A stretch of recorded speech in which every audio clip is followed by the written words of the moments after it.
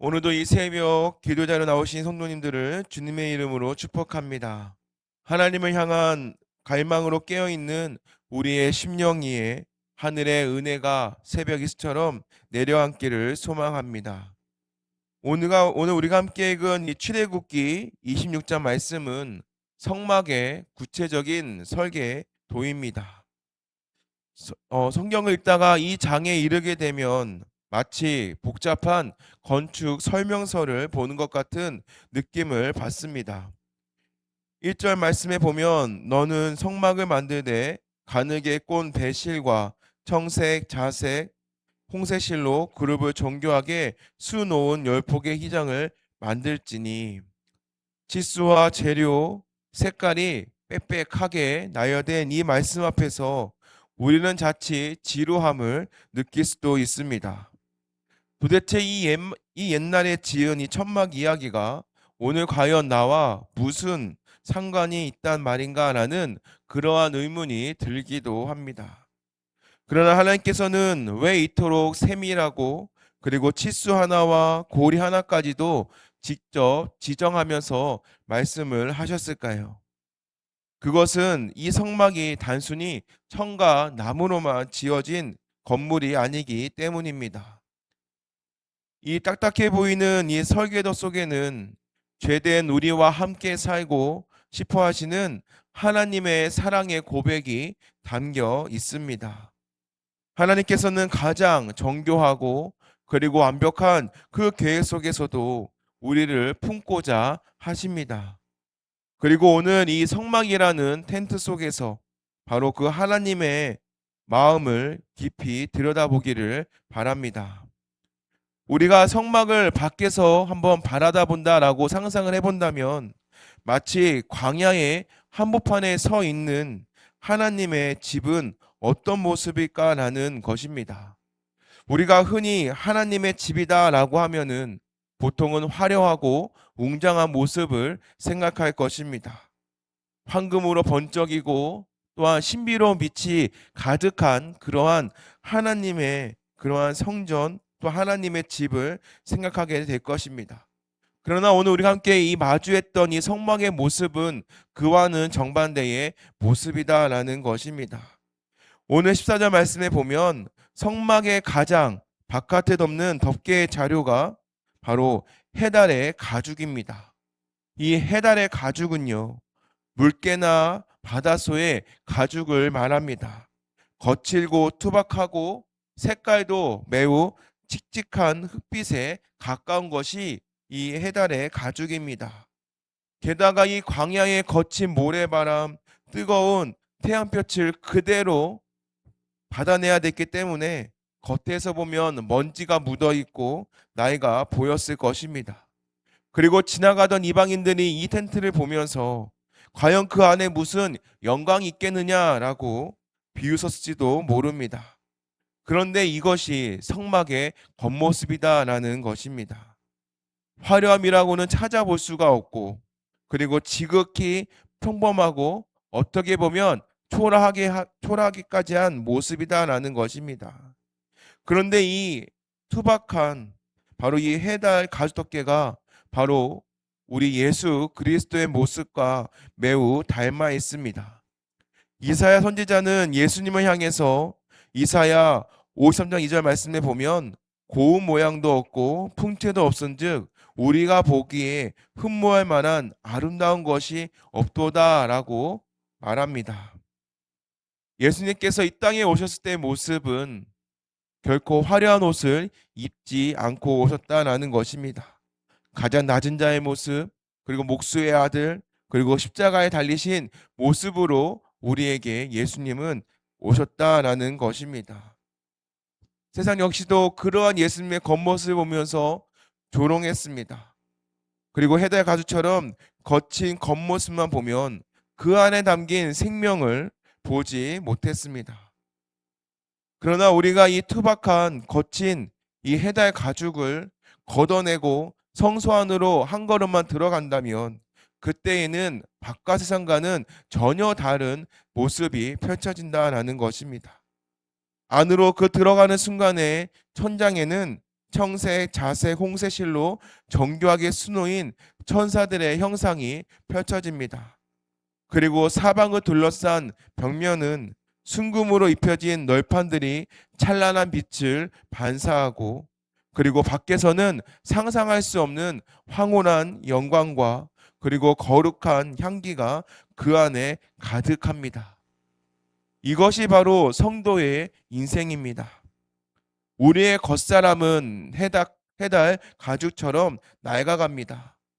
세상의 풍파에 시달려서 주름도 지고 질병으로 약해지고 때로는 실패와 좌절로 인해 초라해질 수도 있습니다. 그래서 남들이 볼 때에는 예수를 믿는다고 하면서 왜 저렇게 살아? 라고 할 수도 있습니다. 세상은 겉을 봅니다. 하지만 예수님께서는 바로 우리의 중심을 보십니다. 우리의 겉모습이 어떠하든지 바로 이 예수 그리스도를 영접한 우리 성도님들의 심령 깊은 곳에서는 세상이 알지 못하는 지성소가 있습니다. 바로 우리 안에, 내 안에 예수라는 부하가 있기 때문에 우리는 질것 같아 보인다 할지라도 우리는 존귀한 존재이다라는 것입니다. 겉은 후패하나 속은 날로 새로워지는 것, 바로 이것이 성막이 우리에게 보여주고 있는 성도의 정체성입니다. 이제 시선을 돌려서 성막을 지탱하고 있는 벽, 그 널판을 주목해 보고자 합니다. 하나님께서는 성막의 벽을 세우기 위하여서 바로 그 조각목을 가져오라라고 하십니다. 이 조각목은요, 바로 이 당시 광야에서 흔히 볼 수 있는 아카시아 나무입니다. 솔직히 말이 좋아 나무이지 이 아카시아 나무는 목재로 쓰기에는 정말로 부적절한 재료다라는 것입니다. 그래서 메마른 땅에서 자라다 보니까 나무가 뒤틀리기도 하고 옹이가 많고 단단하며 가시가 돋쳐 있다라는 것이죠. 우리가 궁궐에 쓰이는 나무는 백향목이다라는 것을 기억해 본다면 그것과는 전혀 정반대의 재료다라는 것입니다. 그런데 하나님께서 그 뒤틀리고 또한 못생긴 조각목을 베어오라라고 하십니다. 그리고 그것을 다듬어 그 위에 순금을 입히라라고 명하신다라는 것이죠. 이 과정은 참으로 은혜가 됩니다. 뒤틀린 나무가 금으로 덮어지게 되자 더 이상 그 나무의 거친 결은 보이지 않고 옹이도 가시도 결코 보이지 않는다라는 것입니다. 이제는 옷에 찬란한 그 널판이 되어서 하나님의 집을 떠받치는 기둥으로 다시 태어나게 된 것입니다. 이 조각목이 바로 저와 여러분입니다. 우리의 성품을 돌아보면 죄로 인해 얼마나 많이 뒤틀려 있었습니까? 내 고집, 내 아집으로 옹이가 박히고 때로는 남을 찌르는 가시가 되기도 했다라는 것입니다. 거룩하신 하나님이 거하시기 때문에 우리는 너무나도 자격이 없는 존재들입니다. 그러나 하나님께서는 우리를 버리지 않으셨다라는 것이죠. 우리를 깎고 다듬으셨다라는 것입니다. 그리고 예수 그리스도의 의라는 그 순금으로 우리를 덮어 주신 것입니다.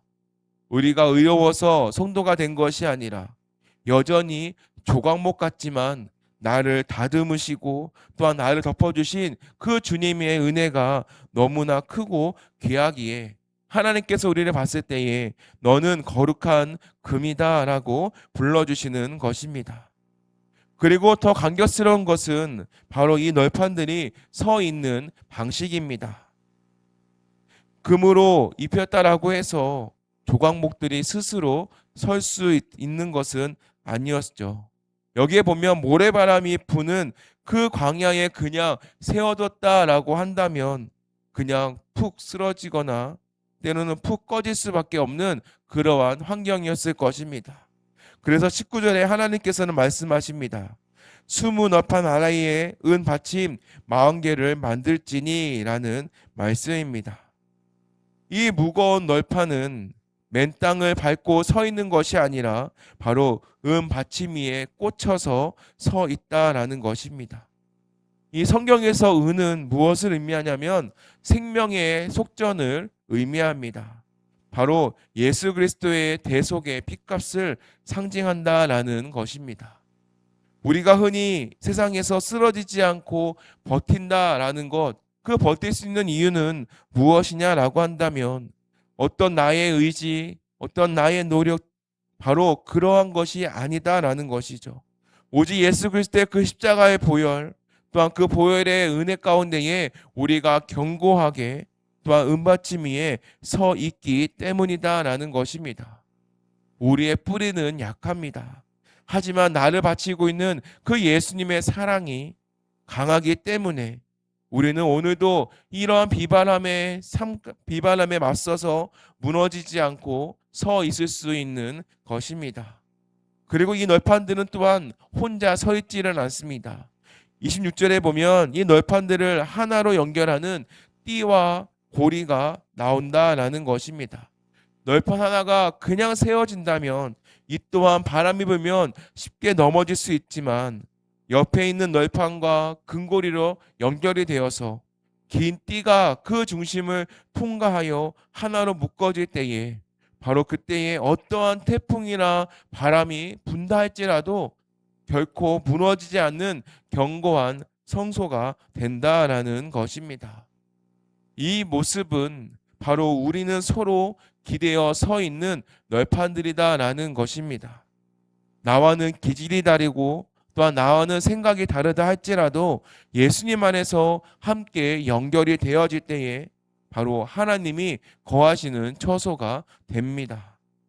서로의 약함을 담당해주고 붙들어주는 이 연합 속에서 바로 하나님의 능력이 나타나게 되는 것입니다.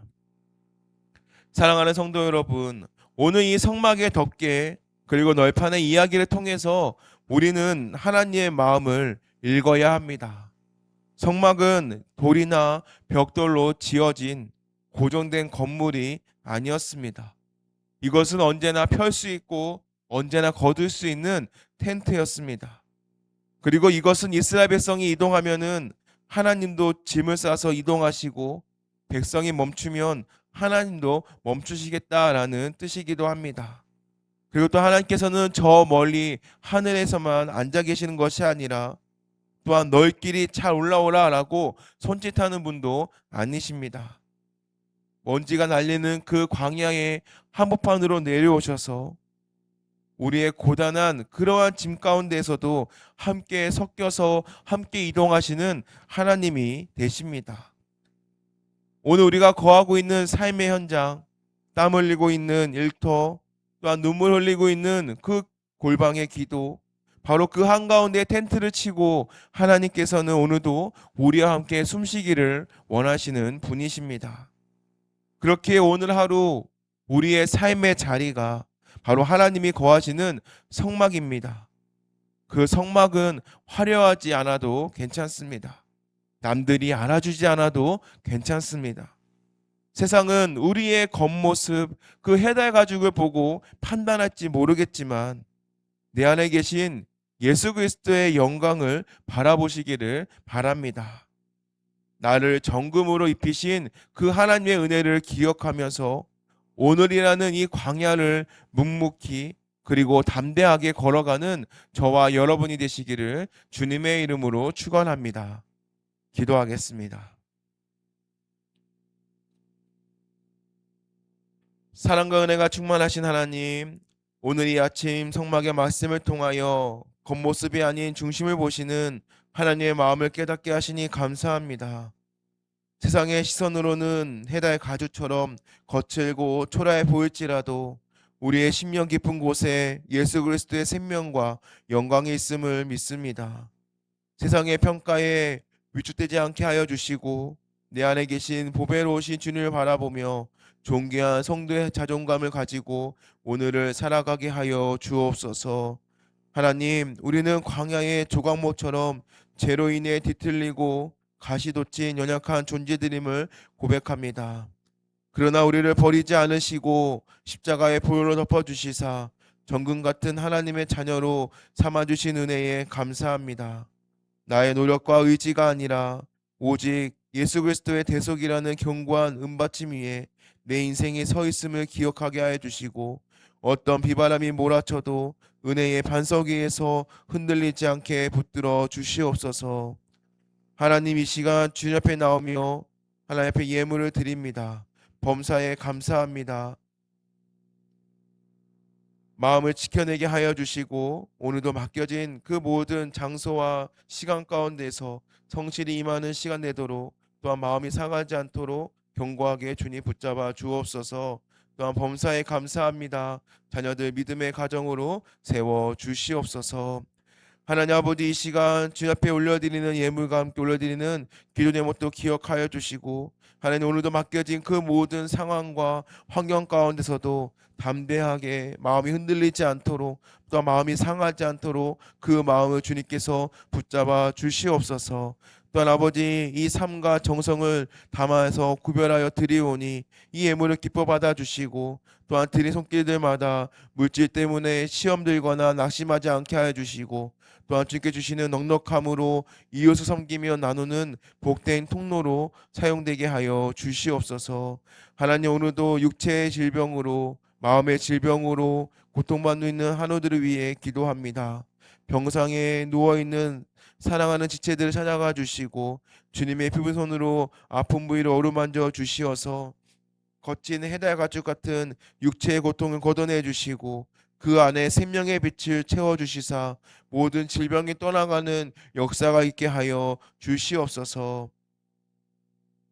이제는 우리를 위하여 낮고 낮은 이 땅에 육신을 입고 장막을 치신 우리 주 예수 그리스도의 무한하신 은혜와 뒤틀린 조각목 같은 우리를 정금으로 입혀주시고 품어주시는 하나님 아버지의 넓고 크신 사랑하심과 우리를 서로 연결하여 거룩한 처소로 지어져 가게 하시는 성령님의 함께하심이 오늘 말씀을 붙들고 겉모습이 아닌 내면의 영광을 바라보며 은혜의 받침 위에 굳건히 서서 믿음의 길을 결기로 결단하는 이 자리에 나온 우리 모든 신남 성도들 머리 위에, 그들의 가정과 자녀와 일터와 삶의 모든 자리 위에 이제부터 영원까지 함께 하시기를 간절히 축원하옵나이다. 아멘.